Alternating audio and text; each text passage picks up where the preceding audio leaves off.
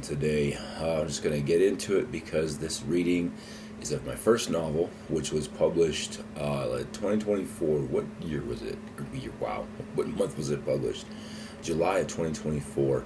The novel, Double Blind, I get probably about a good year and a half of development on that particular universe, the characterization, the different elements that went into it. And so far there are 2 in the series. There's going to be a 3rd one that's going to go ahead and finish it up.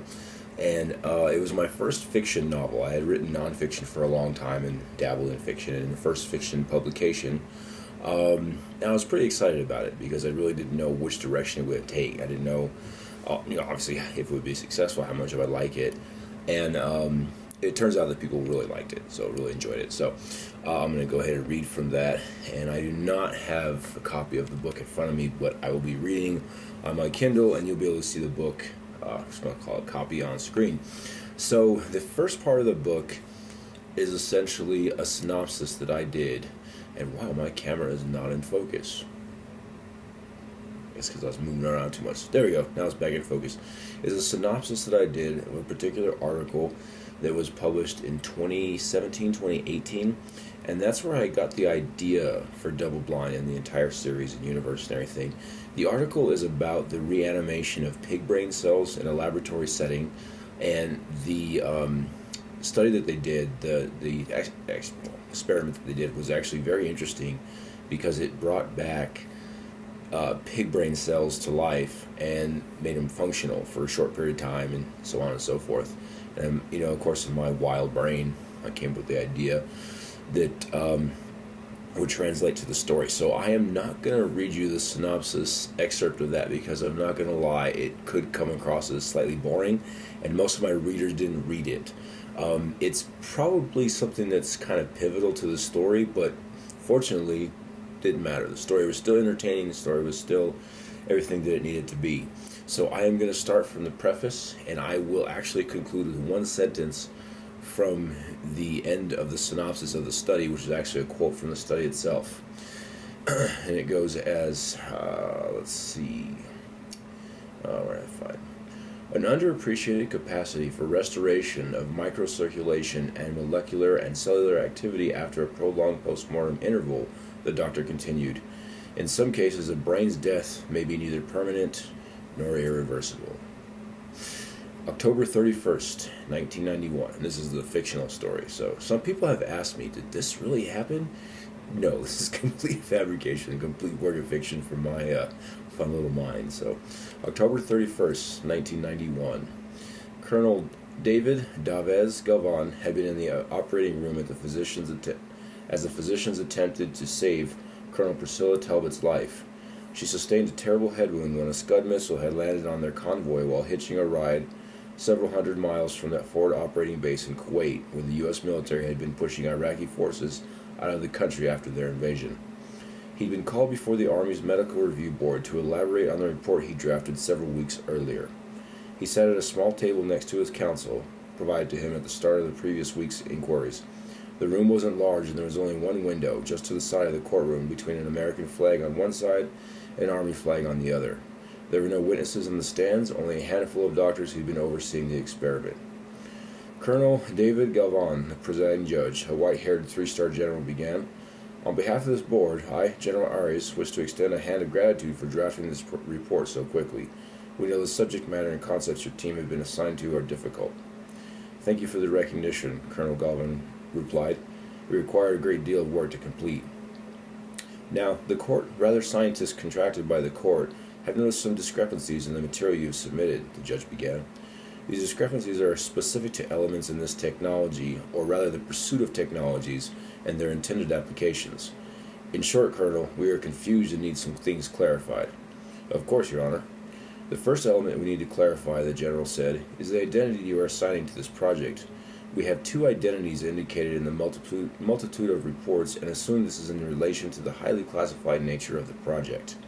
Yes, sir, Colonel replied. I'm sure you're referring to the name Daviz, which is on several. It's indicated a lot, the General interrupted. This is the name utilized when working with subordinates who don't share the classification designation assigned to those within the experiment. My screen froze. Sorry about that. I see. Now you've indicated how Colonel Priscilla Talbot, whom your scientific colleagues have designated Scylla, died earlier this year and was herself aware of the implications and potential for harvesting these medical techniques, the neuroregenerative actions technology. Yes, Your Honor. She graduated from the Maryland Institute of Technology and specialized in genetic testing and modification. She was involved with the foundations of the initial experiment model and was deeply committed to the project.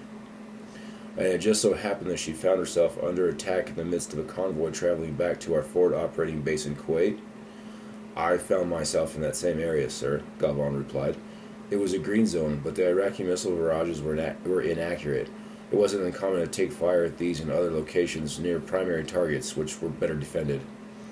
So you determined the convoy wasn't targeted directly. Even if it had been, a hit wouldn't have been the result of luck more than anything else, Your Honor. We unanimously determined that it was bad aim that doomed the convoy. And it wasn't a direct hit, was it? No, sir. The missile detonated a few meters away, but the blast was significant enough to kill 2 personnel members, including Colonel Talbot. And the judge interjected, she died later in the med ward? Yes, sir, Galvin replied. We did everything to save her, but she had sustained a great deal of damage. Indeed. Now, while in country, you were asked to find individuals who could at some point be good candidates for experiments that would or could benefit from the concept of the new, what is it called? Neural regeneration, Galvin replied. We are learning how to regenerate brain material that was expired or has been destroyed. Now, when you say expired, do you mean it in the same way one would describe death, or does it have a different meaning more suitable for what we're dealing with? There was a brief pause before the colonel finally spoke. Well, Your Honor, he said, it's not as straightforward as it sounds. Can you elaborate? Yes, sir. Clinical death occurs when too many body systems have sustained damage and or are rendered inoperable via a lack of tissue perfusion that results in irreversible cellular breakdown. Expiration is when the body system as a whole is unable to function as normal and is unlikely to return to function without intense medical intervention, by which the chances of recovery become slimmer as time passes. The judge looked him in the eye. And how is Colonel Talbot categorized right now as we speak? She's clinically dead, Your Honor, has been for some time. She's been labeled as expired on nearly every document indicating her present state. Shouldn't there be an update on her status at some point? Is the update to her paperwork delayed for some reason? No, Your Honor, Galvan paused. We were hoping to reinstitute enough brain activity and update her status before clinical death was our only option. Do you think this is achievable? Presently, it's simply not possible, which is why Colonel Talbot's status is listed as clinical death and not something else, which we were hoping for. The judge shifted through several folders before he stopped and continued the questioning. Now, he began, it says you were also present when the colonel was brought into the med ward and her injuries could be attended to. Yes, Your Honor, this is accurate. She began receiving definitive care within 1 hour after the incident occurred. We were close to saving her life, but I had mentioned the injuries sustained were too great. It is tragic. She was a young, educated soldier. The general set aside the file folders. And that is something worrying me. However, the worry could be hyperinflated as I'm not as close to the project as you are. I wonder how a fluke like this comes to pass. Someone works on a project, or an experiment rather, to fix death, and meanwhile is involved in an accident that takes their own life, and does so in a way that ensures their eligibility to benefit from these medical advancements. Do we chalk this up as an incredible coincidence? I do believe it is just that, the colonel replied. Colonel Talbot was passionate about the project because it was something that could help injured soldiers, something that has great potential. Now, like many things in life, beginning with great potential, we must be diligent to ensure what is possible doesn't run away from our better moral nature. There was a pause before the judge continued.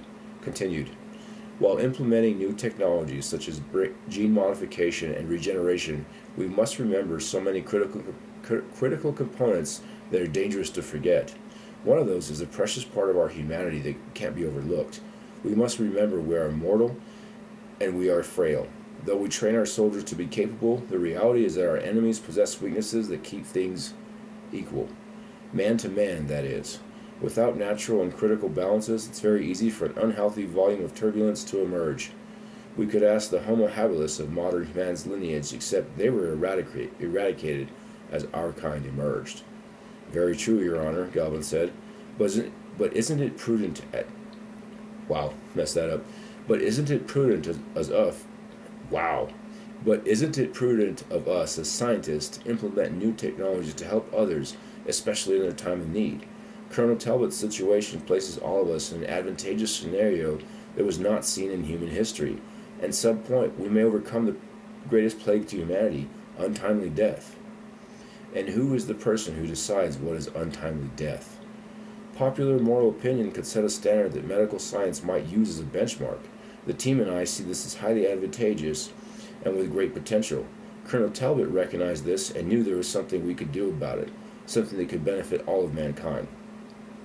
Similar things might have been said about the ability to create fire, General Aries added. While one man uses it to warm his home, another is hoping to set the world ablaze. We have safeguards for such things, sir. Colonel Galvin almost felt like he was pleading, something he really hated. Well, let's hope the safeguards you're considering will perform well when the risks have become greater and the consequences reach further than your own ass. I surmise your decisions will determine which name gets assigned to an outcome, Galvan or Davies. We'll find out in due time. And then it starts with chapter 1. I think the question is, how many chapters should I be reading? Should I do 2, 3, 4? I don't really know. So that reading is around 11 minutes, and it's just the preface, and I'm already getting all kinds of messages. So I'm going to go ahead and end the reading there. And if you made it this far, I know I messed up a few parts of the reading. If you made it this far, I want to thank you. If you didn't make it this far, hey, I tried. But Double Blind and its sequel, Something Wild, are available on Kindle Unlimited, print, Kindle, e-copy, ebook, all that good stuff. So check it out. It's got 4.5 stars on Amazon. I'm excited about it. And it's got a lot of really good feedback. It's a very entertaining story. It's a thriller, scientific, chills, spills, and a lot of twists and turns. So